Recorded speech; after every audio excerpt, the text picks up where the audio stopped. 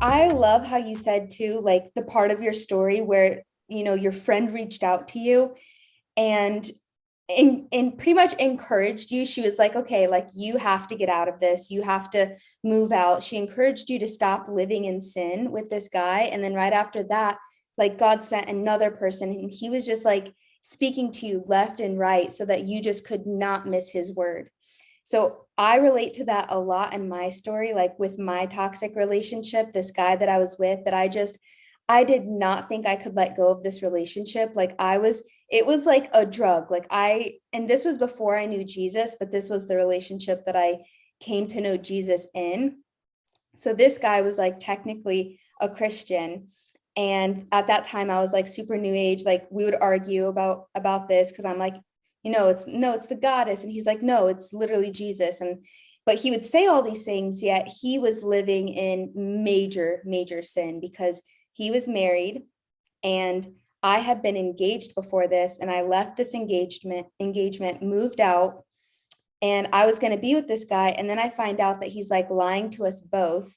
Like he's lying to his wife, that it's one thing, and he's lying to me that it's another thing. So I thought that he was like separated because I was in this engagement that like I knew was just broken. I knew this wasn't my person and I knew I had to get out. He didn't protect me. He like over sexualized me. But I don't want to make it seem like the guy I was engaged to wasn't a bad person. He was just like you said, a lost person and didn't protect me, didn't treat me like now my husband now like I don't know, like he's so protective and I've never experienced that. We'll get to like our good part. Like now we're in good relationships. We're married to men that protect us and love us. And that's so amazing. But we had to go through the dirt to get there. And so, yeah, I get out of this relationship and then I'm with this new guy. And yeah, like you said, I jumped relationship to relationship to relationship. And it was like love was like my drug, but it was like always kind of artificial. Like it was artificial, Right. and with this guy, like I was hurting so bad. And this was, so I started to realize, the games that he was playing because I would only see him like every other weekend.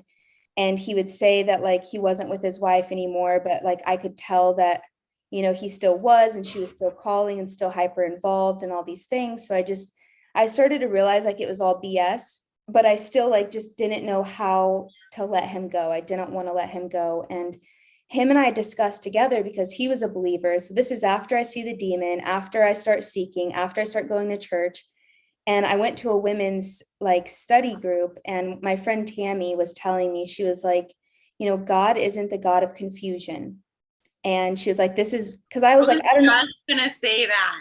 Yes, exactly. And God's not going to bring someone into your life that's going to cause all this chaos and pain because I kept questioning. I'm like, maybe he is my person and maybe like this and that. And Tammy's like, no, like that goes against the Bible and God isn't going to go against his own word.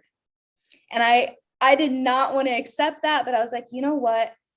We decided we were going to be abstinent to see like, is this something of the flesh or is this real? Because him and I were both equally as lost. And it would have been a big change for him. Like he would have moved out. He had 3 kids, a wife, and I would have been a stepmom in this whole crazy shenanigans.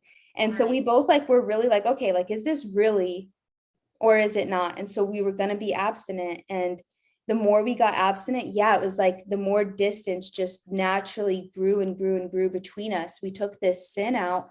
And I began to develop these boundaries, like you talked about, where I was like, okay, I'm not going to let him take my power away because I felt that like I gave in to him and I gave in to him. And then I would try to be abstinent again. And then he'd come for the weekend again. And I just felt like after a while, I realized like, no, the demonic is really leading his life and he's coming here not to love me, but to conquer me and to prove something to himself every time.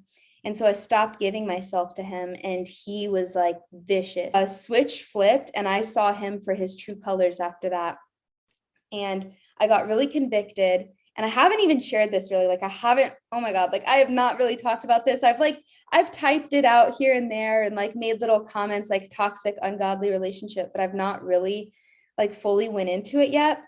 But I feel like you've been so real and vulnerable and like with your stuff, a share for a share. I'm just as messed Yeah. up, and God brought me out of And similar people need crazy. to hear that. People are hurting out there and people don't talk about it. And it's like people need to hear this, the dirty, the ugly, like this stuff. Like there's so many women who went through what we went through. Yeah, Jesus just, he began to protect me because I didn't know how to protect myself. And he was showing me, like, no, this is how we're going to do it.